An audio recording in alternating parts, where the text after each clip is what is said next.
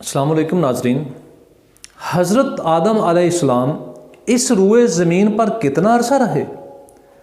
آپ کی نماز جنازہ کس کس نے پڑھائی؟ آپ کے بعد نبی کون بنا؟ میں ہوں اسم جاوید اور حضرت آدم علیہ السلام کی بائیوگرافی کی آخری قسط میں ہم یہی سب کچھ دیکھیں گے۔ محترم ناظرین، اب یہاں پہ جنات کا حال بیان کرنا بہت ضروری معلوم ہوتا ہے، لیکن اس سے پہلے کائنات کے معرض وجود میں آنے کی ترتیب ذرا سن لیں۔ اللہ تعالیٰ نے سب سے پہلے عرش بنایا، پھر قلم، پھر لوح محفوظ، پھر آسمان و زمین اور ان سے متعلقہ اشیاء، پھر فرشتے، پھر جنات، پھر انسان۔ اب آسمان و زمین کی ترتیب بھی سن لیں۔ مسلم شریف میں ہے، حضرت ابو ہریرہ رضی اللہ تعالی عنہ سے مروی ہے کہ رسول کریم صلی اللہ علیہ وآلہ وسلم نے ارشاد فرمایا، اللہ نے ہفتہ کے دن مٹی کو پیدا فرمایا، اتوار کے دن پہاڑ، پیر کے دن درخت، منگل کے دن تکالیف، بیماریاں، جراثیم، بدھ کے دن نور، جمعرات کے دن چوپائے، جمعہ کے دن عصر کے بعد سے لے کے رات تک آدم علیہ السلام۔ سیدنا عبداللہ بن عمر اور سیدنا عبداللہ بن عباس رضی اللہ تعالی عنہ سے روایت ہے کہ زمین پر آدم علیہ السلام 2000 سال پہلے، ان کے آنے کے 2000 سال پہلے جنات آباد تھے۔ وہ فسق و فجور اور قتل و غارت میں مبتلا تھے۔ اللہ نے فرشتوں کا ایک لشکر ان کی سرکوبی کے لیے ان کے مقابلہ میں بھیجا۔ زبردست مار کا آرائی کے بعد فرشتوں نے جنوں کو تہس نہس کر کے انہیں کرہ ارض سے بھگا کر جزیروں میں جلا وطن کر دیا اور وہ جنگلوں میں پناہ لینے پر مجبور ہو گئے۔ چنانچہ آج بھی ان کے مسکن و مراکز جزیرے، جنگلات اور پہاڑ ہی ہیں۔ آپ نے فرمایا کہ ابلیس ملعون کا شاہی تخت پانی پر ہے، اگرچہ اس کی متعین جگہ ہمیں معلوم نہیں۔ محترم ناظرین، حضرت آدم علیہ السلام اس زمین پر تقریباً 41,160 سال قبل مسیح اس روئے زمین پر تشریف لائے۔ حضرت حوا سلام اللہ علیہا سے زمین پر ملاقات 40,960 سال قبل مسیح ہوئی، یعنی 200 سال ایک دوسرے سے علیحدہ روتے رہے۔ حضرت حوا نے 20 مرتبہ حمل کے دوران 40 بچے اور بچیوں کو جنم دیا اور ہر مرتبہ ایک بچہ اور ایک بچی پیدا ہوتے تھے، اور اس وقت کی شریعت کے مطابق ایک مرتبہ والے حمل کے بچوں کا نکاح دوسری مرتبہ ہونے والے حمل کے بچوں سے ہوتا تھا۔ آپ کے پہلے حمل والے بچوں کے جوڑے کا نام قابیل اور اس کے ساتھ پیدا ہونے والی بچی کا نام اکلیمہ، بعض روایات میں یوندہ، بعض روایات میں کمیم اور بعض روایات میں اکلمبا ہے۔ دوسرے جوڑے میں بیٹے کا نام حابیل اور بیٹی کا نام توامہ یا توامہ تا بتایا جاتا ہے۔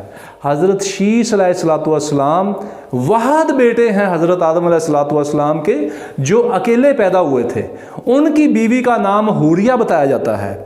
آخری جوڑے میں بیٹے کا نام عبد المغیث اور بیٹی کا نام ام المغیث تھا۔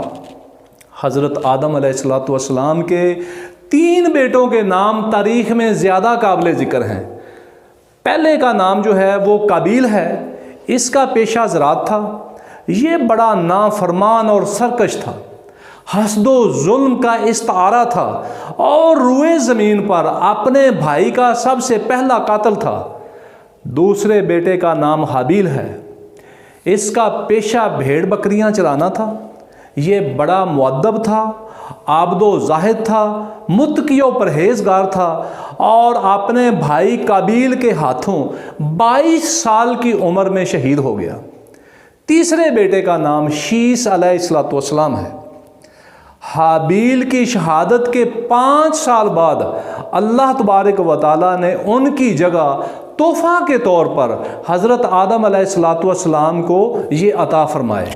आप रुए ज़मीन पर अल्लाह के दूसरे नबी थे। हाबील और काबील वाले हादसे का ज़िक्र अल्लाह ताला ने सूरह माइदा की आयत नंबर 27 ता 29 में बयान फरमाया है। आदम के दोनों बेटों का खरा खरा हाल भी उन्हें सुना दो। जब उन दोनों ने एक नजराना पेश किया, उनमें एक की नज़र कबूल हुई और दूसरे की ना हुई, तो वो कहने लगा मैं तुझे मार ही डालूंगा। उसने कहा अल्लाह तकवे वालों का अमल ही कबूल करता है, गो तू मेरे कत्ल के लिए दस्त दराजी करे, लेकिन मैं तेरे कत्ल के लिए हरगिज़ अपना हाथ नहीं बढ़ाऊंगा। मैं तो अल्लाह ताला से खौफ खाता हूँ, मैं तो चाहता हूँ कि तू मेरा गुनाह और अपना गुनाह अपने सर रख ले और दोज़खियों में शामिल हो जाए, और ज़ालिमों का यही बदला है। फिर सूरह माइदा की आयत नंबर 30 और 31 में फरमाया, बस उसे उसके नफ्स ने भाई के कत्ल पर आमादा कर दिया और उसने उसे कत्ल कर डाला, उससे वो नुकसान वालों में से हो गया। फिर अल्लाह ताला ने एक कौवे को भेजा जो ज़मीन खोद रहा था ताकि वो उसे दिखाए कि वो किस तरह अपने भाई की नाश को छुपा सकता है। वो कहने लगा हाय अफसोस, क्या मैं ऐसा करने से भी क्या गुजरा हो गया जो इस कौवे की तरह अपने भाई को दफना देता। फिर तो बड़ा ही पशेमान और शर्मिंदा हुआ। मोहतरम नाजरीन, हज़रत आदम अलैहिस्सलाम अल्लाह के नबी भी थे और रसूल भी। आपकी शरीयत में तौहीद परस्ती, निकाह का ज़िक्र, हराम व हलाल की तमीज़, कुर्बानी का ज़िक्र, आग का ज़िक्र, कुर्बानी का जलाना और अल्लाह के अज़कार शामिल थे। आपका पेशा ज़रात व गल्लाबानी था। ज़मीन पर उतरने के बाद आपने पहला खाना गंदम की रोटी खाई। हाबील को शहीद करने के बाद काबील यमन की तरफ भाग गया।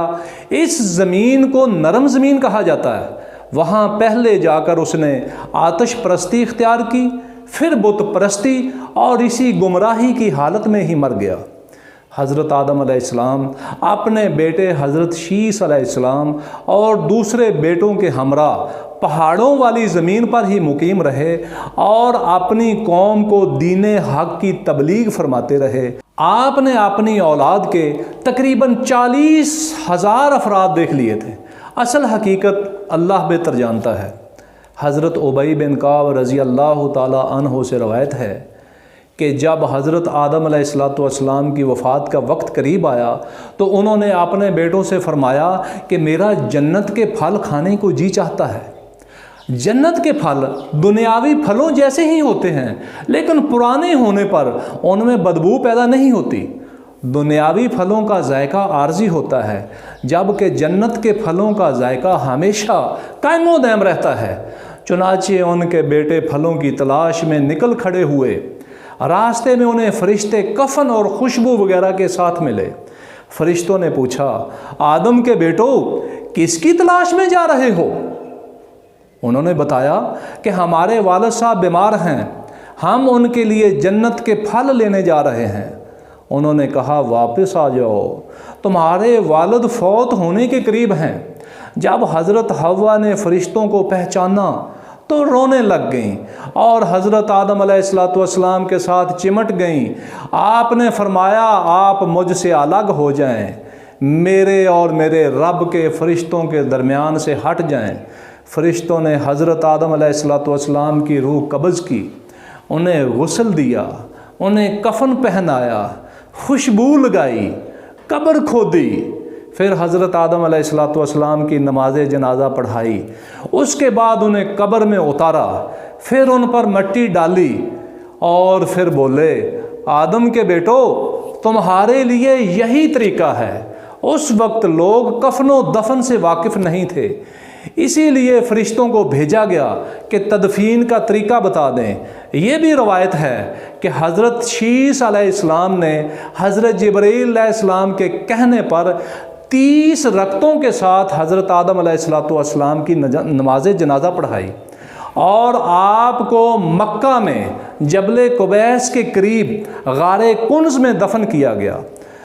اور ابن عباس رضی اللہ تعالی عنہ کے بقول حضرت نوح علیہ السلام نے طوفان کے بعد بیت المقدس میں دفن کیا۔ حضرت حوا سلام اللہ علیہا بھی 1 سال بعد وفات پا گئیں اور انہیں بھی ان کے ساتھ دفن کر دیا گیا۔ محترم ناظرین، یہ تھا ہمارے باپ سیدنا آدم علیہ السلام کا اسوہ اور سیرت طیبہ کا حال۔ اللہ تبارک و تعالی حضرت آدم علیہ السلام اور حضرت حوا سلام اللہ علیہا پر لا تعداد رحمتوں کا نزول فرمائے، آمین۔ محترم ناظرین، ہم نے الحمدللہ حضرت آدم علیہ السلام کی حیات مبارکہ کو نہایت آسان انداز میں پیش کیا۔ اگر اس میں کوئی کمی بیشی ہوگی ہو تو اللہ تعالی ہمیں معاف فرمائے۔ اگر آپ لوگوں نے یہ سیریز شروع سے نہیں دیکھی تو یہاں ٹچ کریں اور کمنٹ سیکشن میں اپنی قیمتی آراء کا اظہار ضرور کریں۔ شکریہ۔